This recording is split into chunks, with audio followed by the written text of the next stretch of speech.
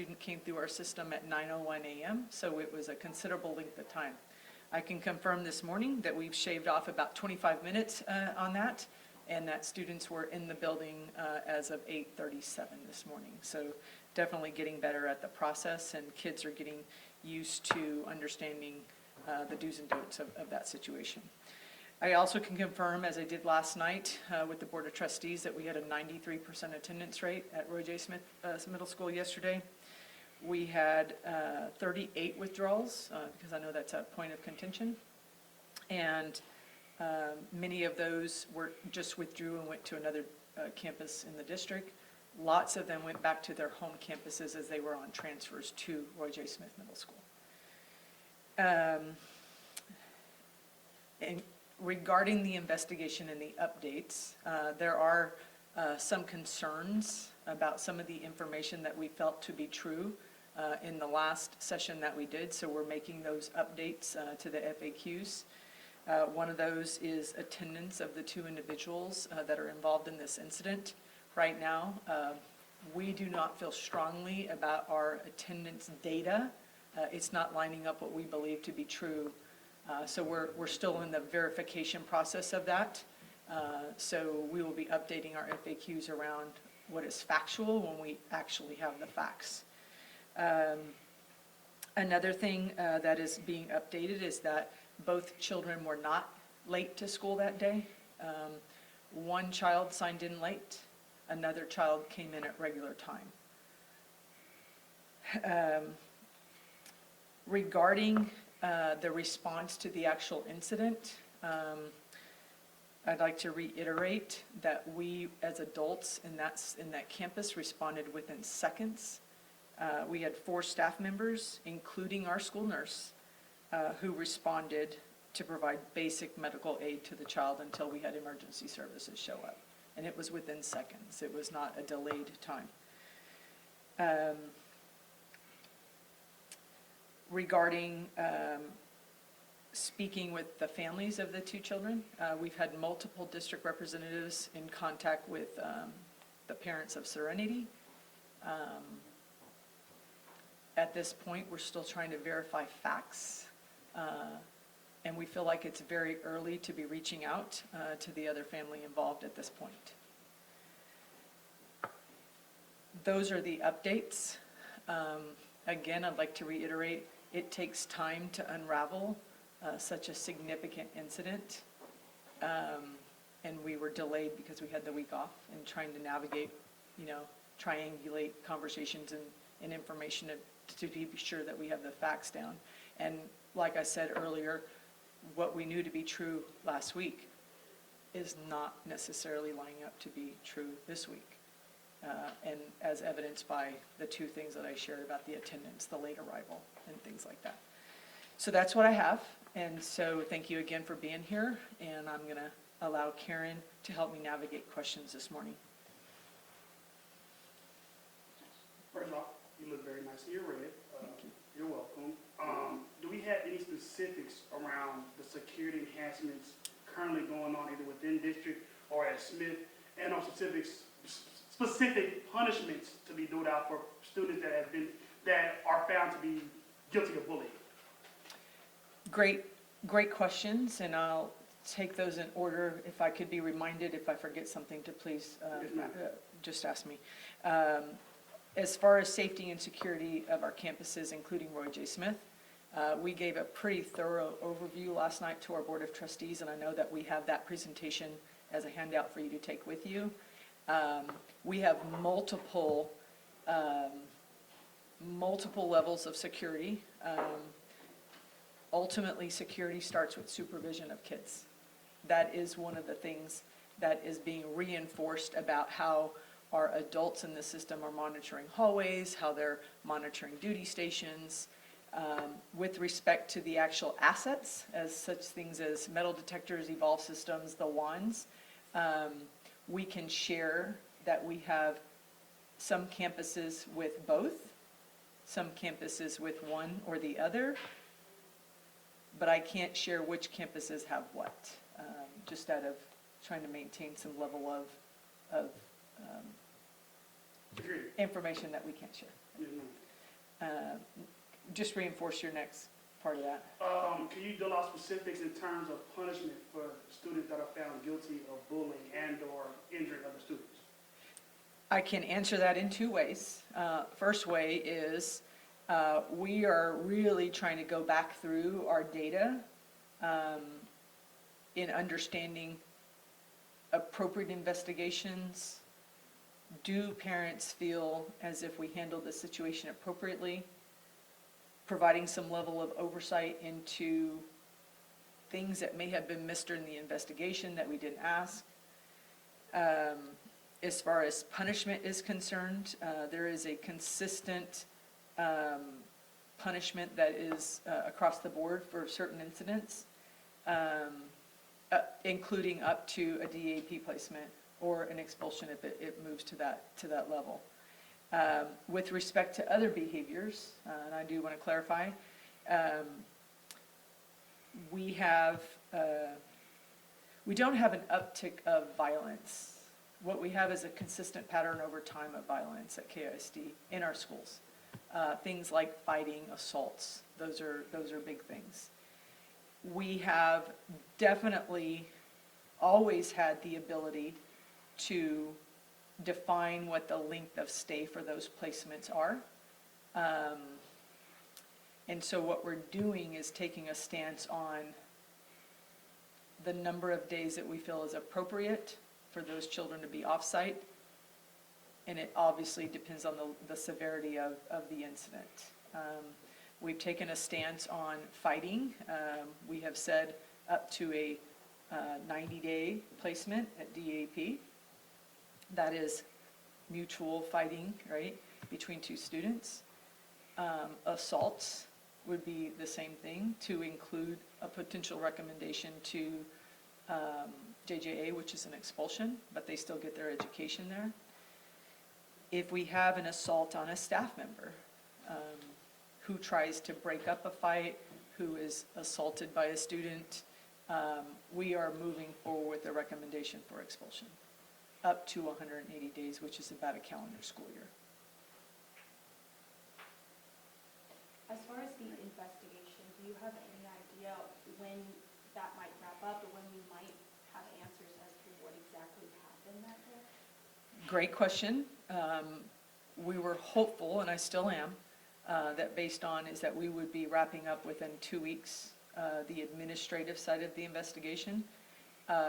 But as you talk to one person, it leads to the need to talk to other people. So right now, I'm hopeful that we can still meet somewhat of an expectation of doing this as quickly as possible so that we can provide transparency and provide answers. But I don't want to commit to a day because what we're learning is it's taking a lots of time to navigate conversations with the people that we're interviewing. Hold on, I also want to say, on the criminal investigation, that is not our investigation, that belongs to the Killeen Police Department, and I do not have answers on that. So, sorry. No. Just regarding the security measures, I know that it's up to the campus to decide which ones to implement. Are there any that are non-negotiable? Every single campus has to have this, especially for parents, you know, maybe their kid goes to one high school, another one, just navigating. Does one kid need to bring a backpack? Does one need to bring something else? Things like that. So great questions, and so I'll answer it from different viewpoints. First and foremost, not every campuses have everything, and it's not an option to have one day and not the other. They are large assets that cannot be just moved from day to day. What is an expectation is that if there are assets on campuses, that they're using them daily and that they have a plan for the monitoring and implementation if something were to be found, things like that. And so regarding student level expectations, we have a student code of conduct. That student code of conduct involves dress code, expectations for behavior,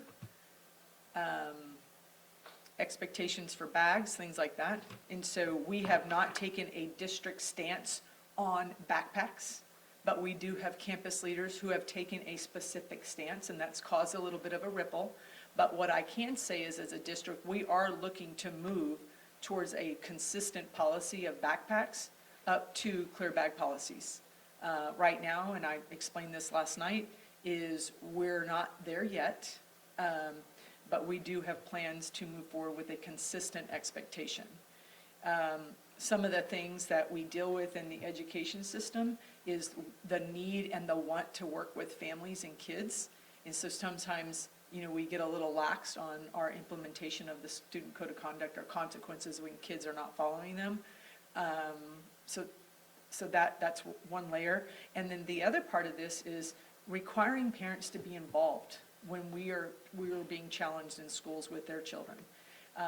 I think that there's some great evidence from last night at the boardroom that we have a community that wants to support families, district, in helping us navigate not only through the crisis, but through an ever-changing culture and community that is also dealing with their own struggles on the outside of our system.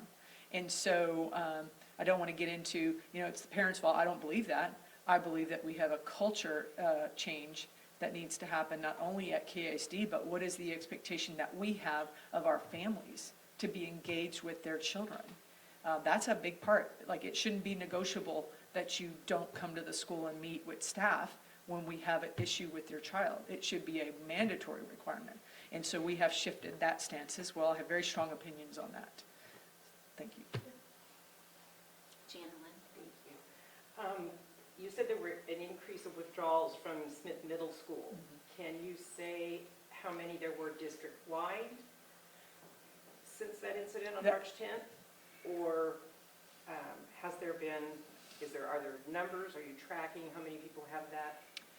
Great question. We were tracking for sure Roy J. Smith. Yes. We certainly can pull the data district-wide, and I can have that available sometime today. We were specifically yesterday tracking lots of moving parts yesterday and making sure kids were back on campus and things like that. What I can confirm again is that we did have 38 withdrawals. Most of the withdrawals, and I say probably 30 of those, over 30 of those, were people that had already, students who had transferred to Roy J. Smith, going back to their home campuses within KISD. Since this incident, there's been a lot of talk of bullying within Killeen ISD and how you all handle that. What is your current policy regarding whether it's reported or not bullying incidents, and are you changing that moving forward? Not changing the policy, just trying to enforce expectations, not only with student behaviors, but also with how we deal with things administratively, to include reviewing whether or not our investigations are thorough enough.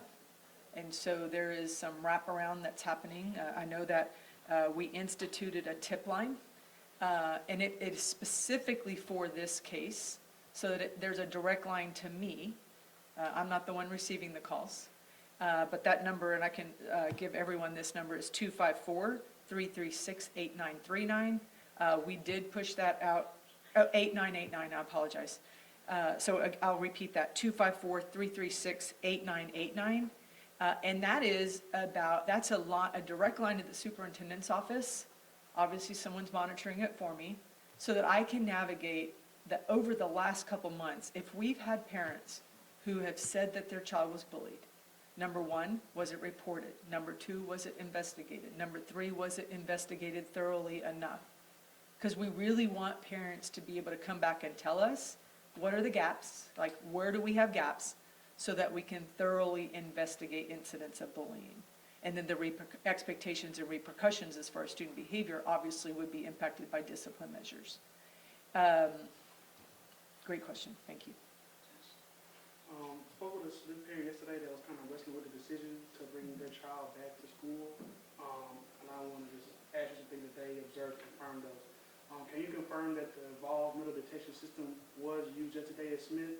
And another thing that they observed was the throwing away of the flowers that were on campus in Memorial. Parents said that they actually pulled up to the school and would intend to drop off, but seeing that caused them to not drop off. So can you confirm that's in the evolved metal detection system used at Smith yesterday, but also the throwing away of the flowers in Memorial? And if so, why? So can confirm yesterday I was there for approximately 3 hours myself.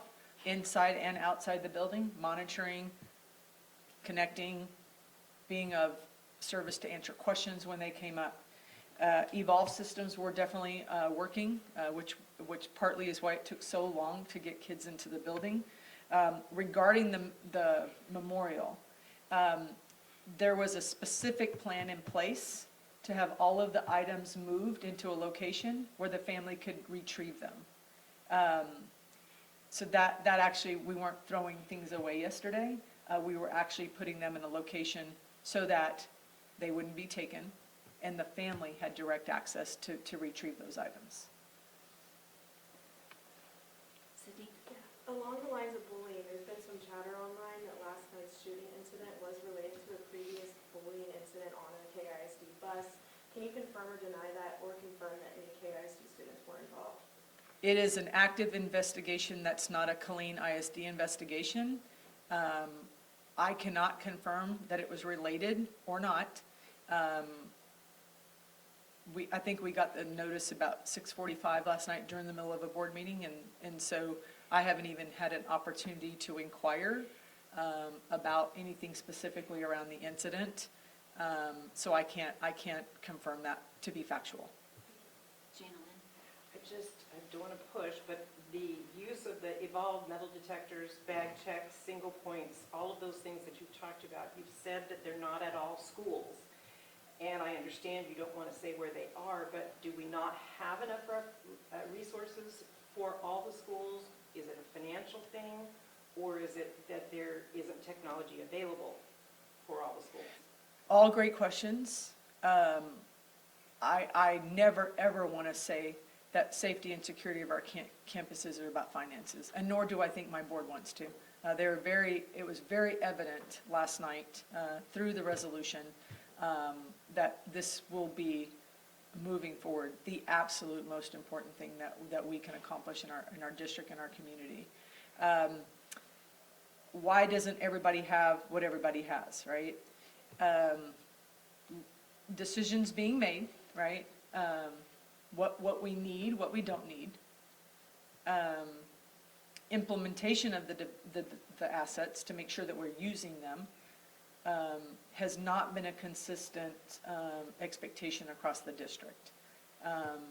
I did notice that last year, specifically at high schools with Evolve systems, is they weren't being used 100% of the time. So that is an expectation that we put in to say if we have them, we use them. I could not dig into who has what or why. I don't even have enough information about that myself, and I am asking those same questions right now. So I just kind of wanted to piggyback on that. The thing is that if all of the schools were provided with the same thing, then perhaps the security measures and safety measures could be more consistent rather than different at each campus. I don't know whether that's a solution or what your comment is about that. I absolutely agree with that comment. And being consistent as a district ensures that there's expectations around the one thing that we want to remain consistent. When you have different assets doing different things, and we actually think we still need layers of things, is very hard to monitor, especially if you don't have like some type of technology that feeds information back and forth. And our safety department doesn't have enough manpower to really monitor. And that was something very specifically talked about last night at our board meeting. And I feel like we have some really good support moving forward in making sure that we increase the level of training, expectations coming out of this crisis. And that's a good thing. And so I can validate there is not a lot of consistency, but I can also validate that there is a desire to have that happen, and it isn't just with safety. There has to be a lot more consistency as a district in many facets of our work, and we're learning what those are as we pull back the layers of what is happening and what is not happening in all facets of our district operations. You mentioned 38 withdrawals from Smith that you kind of yesterday corrected me if that was incorrect what I said. One parent that I spoke to wanted to know what resources / options are being provided for students that may be fearful of returning to Smith. Great questions, and I have communicated with many parents regarding this individually. I have an email. Parents have been very free to email me, and I believe that's a good thing. We are currently exploring the option of hybrid type schooling, kind of some silver learnings of what we did during COVID. We are not there yet, but that is an option that we're exploring to meet the needs of families. We know that this is a significant burden on families right now, and we really do want to be able to work with our families to include transfers and things like that. Sydney? Yeah, so I spoke with a Smith parent yesterday who was really grateful for the increased security presence, both soldiers and police. But she said she was fearful that this wouldn't last very long, and that, once the situation kind of dies down a little bit, that we'd be right back where we started. So can you speak a little bit about how long this increased security presence is planned, not just for this campus, for all campuses as well? It's a great question, and one that we've given a lot of thought to. This moment in this crisis is an opportunity to put the stake in the ground. Like, we have to do better. We want to do better. A lot of the things that are taking place are just a current retraining of current staff to be able to do the things that we did yesterday. And at all other campuses, it was the current staff doing the additional measures, taking ownership of what was happening on their campuses. Very thankful to Fort Cavazos for allowing our adoptee unit to be there. And they weren't there for security, they were there to welcome kids back into our system. Obviously, they can't do that every day, but I'm encouraged by the level of support, and I think it's going to take the entire campuses individually to continue the drive with the expectation being set at the superintendent's seat. So I don't feel like it's a business as usual district ever again. Josh? Another parent that I spoke with talking about just the physical location of Smith is that creek that kind of sits right there beyond, that kind of connects the campus to some of the housing.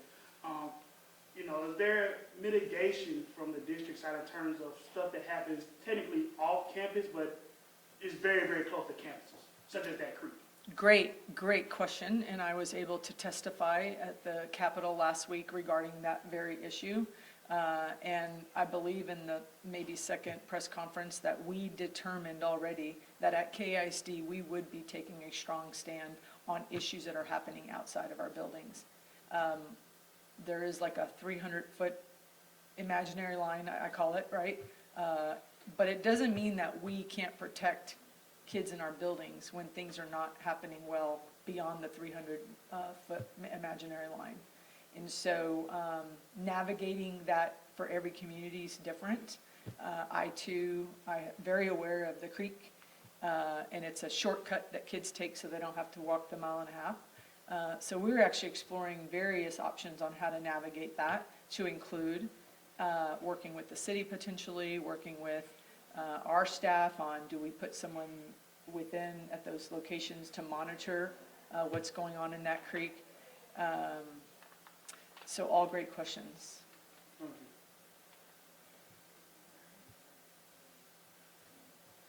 Just one last question I wanted to ask. As far as the security system, what you were talking about, do you have any, it wasn't functioning that day? Does that mean it wasn't working, or that it wasn't being used the way it should be? It was not functional that day. We are still trying to understand why not. We do not have any confirmation. We can't verify that quite yet, and so I'm not able to answer that. But we know that it was not in function. It wasn't that it was turned off. It was not functioning. Thank you all so much. Thank you. Appreciate it. Can I give one more update? Yeah. I just want to let y'all know we're going to be updating our crisis response website with the FAQs this afternoon. So I'll email you out when that happens, but watch for Some of what she said here today, with some of the changes and what we've learned in the last week, will be updated there, and we'll email you about that. www.KilleenISD.org/crisis-response. Okay, thank y'all. Thank you.